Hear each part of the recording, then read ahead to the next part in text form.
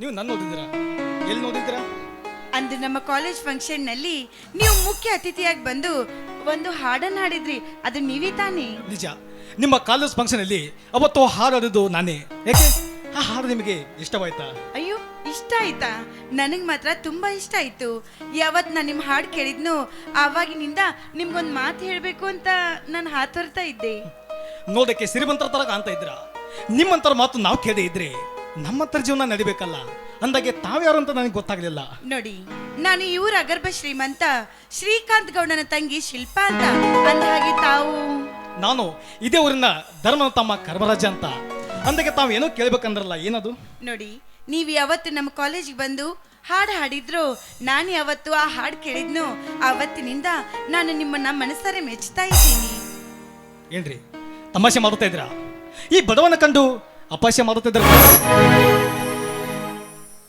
ಅಯ್ಯೋ, ನಾನ್ಯಾಕೆ ತಮಾಷೆ ಮಾಡ್ಲಿ? ನಿಮ್ಮ ಬಗ್ಗೆ ನನ್ನ ಮನಸ್ಸಿನಲ್ಲಿ ಅರಳಿದ ಪ್ರೀತಿನ ಹೇಳ್ದ ಅಷ್ಟೇ. ಯಾವ್ದು ನಿಮ್ಮ ಪ್ರೀತಿ? ಎಲ್ಲಿದೆ ನಿಮ್ಮ ಪ್ರೀತಿ? ನಿಮ್ಮಂತ ಶ್ರೀಮಂತ ಹೆಣ್ಣು ಮಕ್ಕಳು ನಮ್ಮಂತ ಬಡ ಹುಡುಗರಿಗೆ ತಲೆ ಕೆಡಿಸ್ತೀರಾ. ಪ್ರೀತಿ ಪ್ರೇಮ ಅಂತ ಮನಸ್ಸಲ್ಲಿ ಇಲ್ಲದ ಆಸೆ ಹುಟ್ಟಿಸ್ತೀರಾ. ಕನಸಿನ ಗೋಪುರ ಕಟ್ಟಿಸಿ ಕೊನೆಗೊಂದಿನ ಶ್ರೀಮಂತ ಹುಡುಗನ ಮದುವೆಗೆ ಹೊರಟು.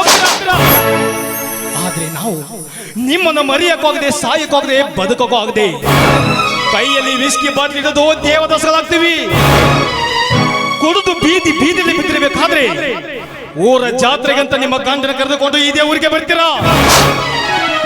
ನಿಮ್ಮ ಗಂಡ ನಮ್ಮನ್ನು ನೋಡಿ ನಿಮಗೆ ಹೇಳ್ತಾನೆ, ಲೇ ನೋಡಿ ಅಲ್ಲಿ ಯಾರೊಬ್ಬ ಕುಡುಕ ಬಿದ್ದಿದ್ದಾನೆ ಅಂತ. ಆವಾಗ ನೀವು ನಮ್ಮನ್ನು ನೋಡಿ ನಿಮ್ಮ ಗಂಡ ಹೇಳ್ತೀರಿ, ರೀ ರೀ ರೀ ಅವನು ಕುಡುಕ ಅಲ್ಲ, ಈ ಊರಲ್ಲಿ ನೀಯತ್ತಾಗಿ ಭಿಕ್ಷೆ ಬರೋ ಭಿಕ್ಷುಕ ಅಂತ.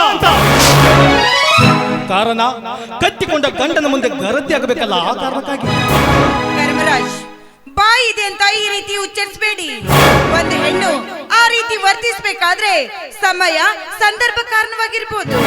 ನೋಡಿ, ನಾನು ಮಾತ್ರ ನಿಮ್ಮನ್ನ ಮನಸಾರಿ ಇಷ್ಟಪಡ್ತಾ ಇದ್ದೀನಿ. ನಾನು ಮದುವೆ ಅಂತ ಆದ್ರೆ ಅದು ನಿಮ್ಮನ್ನೇ. ಈ ಬಡವನ ಜೊತೆ ಮದುವೆ ನೋಡಿ ಮೇಡಮ್, ದೂರದ ಬೆಟ್ಟ ನೋಡಕ್ ಮಾತ್ರ ಸುಂದರವಾಗಿರುತ್ತದೆ. ಹತ್ತಿರ ಹೋಗಿ ನೋಡ್ರಗಲೇ ಗೊತ್ತಾಗೋದು ಅಲ್ಲಿ ಕಲ್ಲು ಮಲಿನ ಅಡಮರೆ ತುಂಬಿದೆ ಅಂತ. ಪ್ರೀತಿ ಕೂಡ ಹಾಗೆ, ಮೊದಲು ಅನುಭವಿಸಕ್ಕೆ ಚೆನ್ನಾಗಿರುತ್ತದೆ. ಹೋಗ್ತಾ ಹೋಗ್ತಾ ಗೊತ್ತಾಗುತ್ತದೆ ಇಲ್ಲಿ ಕಣ್ಣೀರ ಕಡಲೆ ತುಂಬಿದೆ ಅಂತ. ಆ ಕಣ್ಣೀರ ಕಡಲಲ್ಲಿ ಬಿದ್ದು ಒತ್ತಾದೋಷೆ ನನಗಿಲ್ಲ. ನಮ್ಮನ್ನ ಒಬ್ಬ ಬಡ ರೈತ ಆದ್ರೂ ಕೂಡ ನನ್ನನ್ನೊಬ್ಬ ದೊಡ್ಡ ಡಾಕ್ಟರ್ ಮಾಡಬೇಕಂತ ಕನಸು ಕಾಣ್ತಾ ಇದ್ದಾನೆ. ಅವನಸಿಗೆ ಮನ್ನೆಚ್ಚಿ ನಾನು ನಿಮ್ಮನ್ನ ಇಷ್ಟಪಡೋಕ್ಕಾಗಲ್ಲ. ಬರ್ತೀನಿ, ಗುಡ್ ಬಾಯ್. ಈ ಶಿಲ್ಪ ಯಾವ ವಸ್ತುವನ್ನೇ ಆಗ್ಲಿ ವ್ಯಕ್ತಿನೇ ಆಗ್ಲಿ ಇಷ್ಟಪಡೋದಿಲ್ಲ. ಇಷ್ಟಪಟ್ಟ ಮೇಲೆ ಅದನ್ನು ಬಿಟ್ಟು ಕೊಡೋದು ನನ್ನ ಅತ್ಯಾಸೆ ಅಲ್ಲ.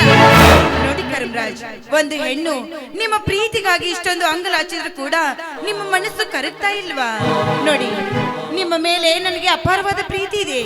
ನಿಮ್ಗೂ ಕೂಡ ನನ್ನ ಮೇಲೆ ಪ್ರೀತಿ ಇದ್ರೆ ನನ್ನ ಕೈ ಮೇಲೆ ಕೈ ಹಾಕಿ. ಒಂದು ವೇಳೆ ನೀವು ನನ್ನ ಪ್ರೀತಿಯನ್ನು ತಿರಸ್ಕರಿಸಿದ್ರೆ ಈ ಶಿಲ್ಪ ಹೋಗುದು ಮನೆಗಲ್ಲ, ಸ್ಮಶಾನಕ್ಕೆ.